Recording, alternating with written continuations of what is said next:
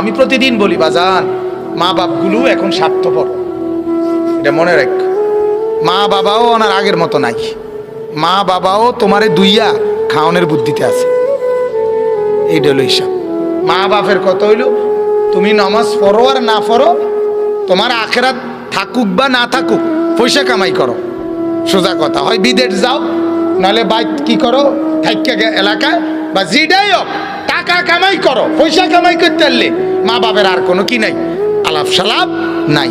এই মা বাপ স্বার্থপর মা বাপ, স্বার্থপর মা বাপ। আমার ফতুয়া, হ্যাঁ, যে মা বাপ তার চোখের সামনে ছেলে 1 বছর যাবত আপনার উপযুক্ত ছেলে মেয়ে কোনোদিন ফজরের নামাজ পড়ে না, অথচ আপনার কলিজায় কোনো ব্যথা নাই, পেরেশানি নাই, অস্থিরতা নাই, টেনশন নাই, চোখে পানি নাই, আহাজারি নাই, ওই মা বাপ স্বার্থপর, স্বার্থপর, স্বার্থপর।